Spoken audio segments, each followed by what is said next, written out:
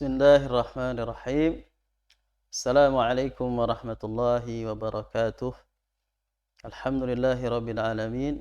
Wa bihi nasta'inu ala umuri dunya waddin. Wa nusalli wa nusallimu ala khatimil anbiya'i wal mursalin. Sayyidina wa habibina wa maulana Muhammadin. Wa ala alihi wa sahbihi wa man sara ala nahjihi ila yaumiddin. Amma ba'du.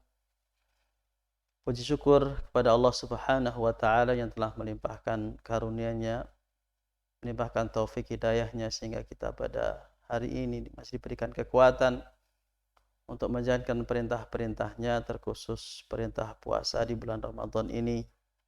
Salawat dan salam pada junjungan kita Nabi besar Muhammad sallallahu alaihi wasallam yang telah berjuang berdakwah mengorbankan jiwa raganya agar kita semuanya bahagia di dunia dengan Islam dan lebih bahagia lagi di akhirat kelak. Pemirsa IKD TV yang dirahmati Allah Subhanahu wa taala, tema kita pada hari ini adalah bagaimana kita memanfaatkan waktu-waktu Ramadan, detik-detik Ramadan, menit-menit Ramadan yang demikian berharga, yang kesimpulannya adalah Ar-Ramadhanu syahrun mubarak, bahwa Ramadan dari awalnya sampai akhirnya penuh dengan keberkahan. Pemirsa TV IKD yang dirahmati Allah Subhanahu wa taala, tentu ada beberapa amalan ibadah yang sudah Allah wajibkan dan juga Allah sunnahkan dan juga disunahkan Rasulullah sallallahu alaihi wasallam, yang sehingga waktu kita Ramadan ini akan insyaallah kalau kita akan lakukan akan menjadi penuh keberkahan.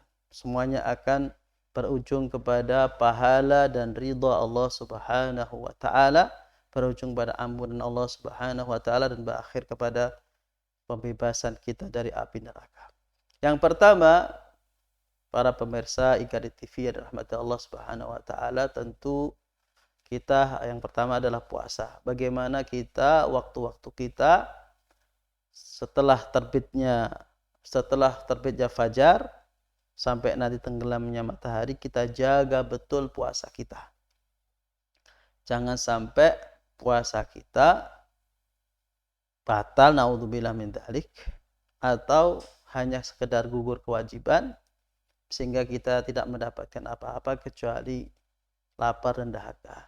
Dan ini diingatkan oleh Rasulullah sallallahu alaihi wasallam. Kam min shaimin falaysa lahu min siyamihi ila ju'in wa atas.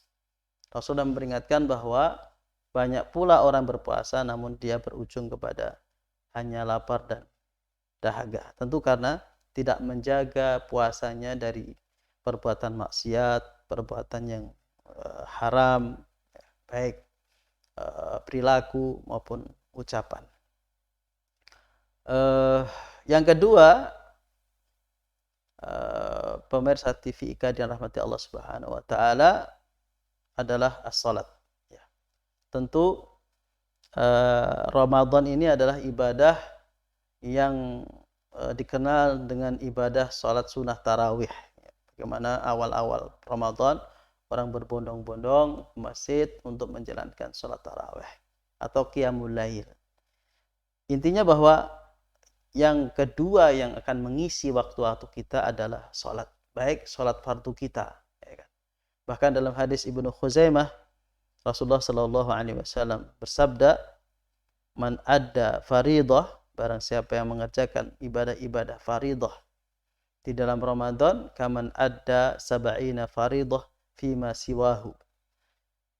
Faridah yang kita lakukan, sholat subuh misalkan, sholat duhur misalkan, itu dalam hadis ini seakan-akan kita melakukan sholatnya 70 kali. Kaman ada sab'ina faridah. Satu sholat subuh, tapi nilainya adalah 70 sholat di bulan yang lain.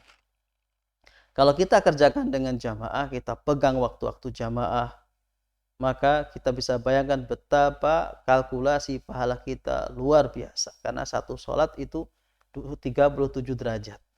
37 derajat kali kali sab'ina, kali 70. Ini di bulan Ramadan. Maka sangat merugi kalau kemudian kita biarkan begitu saja waktu berlalu atau jamaah berlalu, kita memilih sholat sendirian. Maka kita harus jaga waktu-waktu ini. Kedua adalah sholat-sholat sunnah mu'akkadah. Sholat mu'akkadah. Yang Rasulullah juga mengatakan, man tatawwa'a bi khaslatin minal khair. Barang siapa yang kemudian melakukan ibadah-ibadah sunnah, apakah itu sholat atau yang lainnya, kaman adda faridah, dianggap seperti mengerjakan sesuatu yang wajib. Maka hemat saya, salah satu bagaimana memaksimalkan waktu Ramadan, kita tidak boleh melepaskan begitu saja sholat-sholat sunnah, nawafil, baik qobliyah maupun ba'diyah. Kalau perlu kita maksimalkan. Seperti Rasulullah Sallallahu Alaihi Wasallam, misalkan qabla duhur, Rasulullah salat sunnahnya 4 rakaat. Ba'da duhur 4 rakaat. Kalau tidak bisa begitu berat, jangan sampai ketinggalan salat 2 rakaat qabliyah, ba'diyah duhur dan ba'diyah duhur karena sunnah muakkadah. Dan pahalanya besar kalau kita lakukan di bulan Ramadan. Karena dia dianggap seperti kita mengerjakan ibadah wajib. Salat tarawih merupakan salat qiyamul lail yang Rasulullah Shallallahu Alaihi Wasallam juga mencontohkan kepada kita di awal-awal Ramadan. Rasulullah Shallallahu Alaihi Wasallam salat berjamaah dengan para sahabat.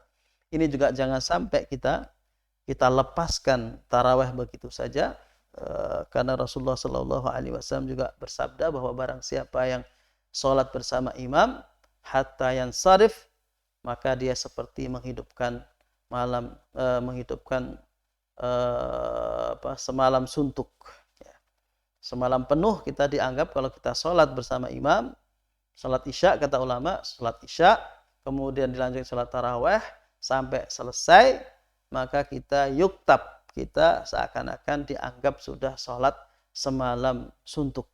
Mana mungkin ini ada kalau nggak di bulan Ramadan. Untuk itu jangan sekali-sekali meninggalkan tarawih.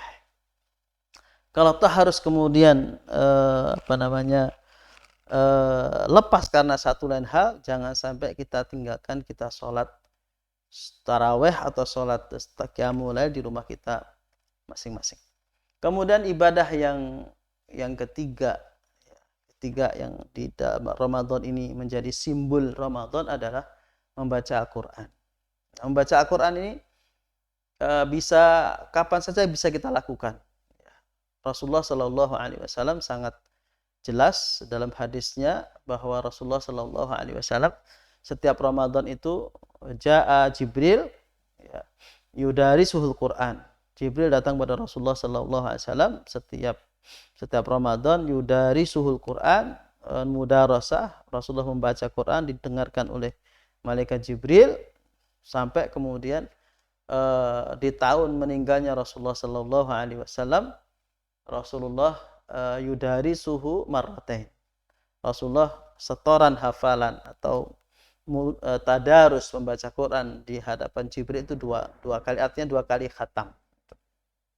Jadi merupakan sunnah kita mentarget bahwa di bulan Ramadan harus khatam, ya, minimal sekali atau bisa kali 2 kali atau lebih dari itu sesuai dengan kemampuan kita. Tapi jangan sampai 1 kali pun tidak khatam. Dan pahala Ramadan, pahala Quran sangat luar biasa karena hitungannya bukan ayat, bukan surat, tapi adalah per huruf. Berbeda dengan sholat. Sholat pahalanya per sholat. Tidak ada sholat itu dibagi-bagi per rakaat tidak ada. Tapi kalau Al-Quran pahalanya bukan per surat atau per ayat, tetapi per huruf. Seperti yang diriwayatkan oleh Imam Tirmidzi bahwa la aqulu alif, Rasulullah sallallahu alaihi wasallam bersabda, la aqulu alif lam mim harfun, 1 huruf, tetapi aku katakan alif huruf, lam huruf, mim huruf, wal hasanatu bi asyri amthaliha. Sedangkan 1 huruf itu adalah 1 pahala, dan 1 pahala dilipat gandakan menjadi 10 pahala. Bisa kita bayangkan betapa Allah Subhanahu wa taala mengobral pahalanya terkhusus di bulan Ramadan ini, Karena bulan Ramadan adalah syahrun Quran, nuzila fil Quran, hudal linnasi wa bayyinatin minal huda wal furqan, dan malaikat Jibril tidak pernah datang sampai mudarosah bersama Nabi, murajaah hafalannya Nabi, kemudian membaca Quran bersama Nabi kecuali di bulan Ramadan, karena bulan Ramadan adalah memang salah satu syiarnya adalah membaca Al-Quran.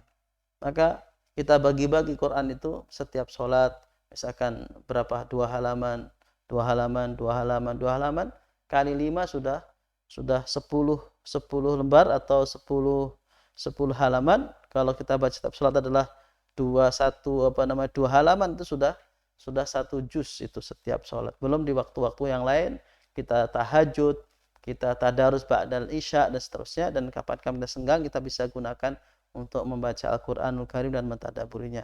Yang keempat adalah sedekah. Sedekah tentu waktunya sangat fleksibel, bisa malam, bisa siang. Bahkan hadis tentang man fattara sha'iman falahu mithli ajri sha'im wa la yanqusu minhu syai'an, bahwa barang siapa yang memberikan bukaan kepada orang, maka dia mendapatkan mendapatkan pahala puasanya orang tersebut, dan itu tidak mengurangi dari pahala orang yang puasa itu. Nah, para ulama mengatakan bahwa kata man fattara sha'iman, memberikan makanan itu bukan berhenti atau tidak khusus hanya waktu untuk berbuka saja. Bisa memberikan makanan, yang masuk dalam hadis ini bisa saja memberikan makanan di awal malam ketika buka, atau di malam hari, atau di ketika sahur. Jadi meliputi itu. Dan para sahabat memang berlomba-lomba di Ramadan untuk memberikan makanan kepada kaum muslimin.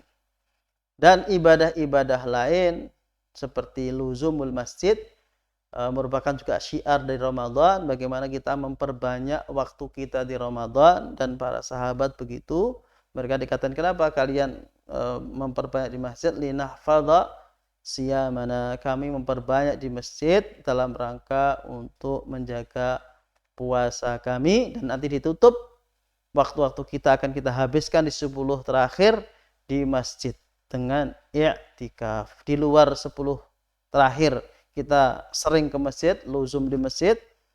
Nabi kalau sudah pagi subuh tidak keluar dari masjid kecuali setelah terbitnya matahari dan melakukan sholat sunnah syuruk. Nah, ini mungkin sunnah yang bisa kita lakukan. Nah, itu kira-kira beberapa amalan-amalan 24 jam kali 30 atau 29 hari yang kita insya Allah dengan sabar, kita sabar, insya Allah akan berakhir manis. Allah Subhanahu wa ta'ala akan rahmati kita, Allah Subhanahu wa ta'ala akan ampuni dosa-dosa kita, dan Allah Subhanahu wa ta'ala akan takdirkan kita menjadi penduduk surga.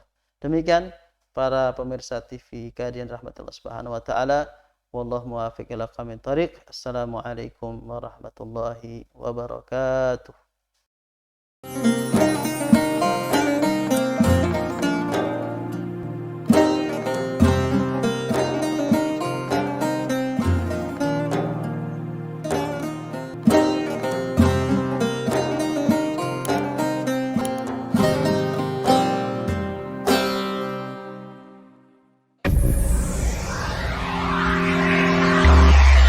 Mendebar Islam rahmatan lil alamin.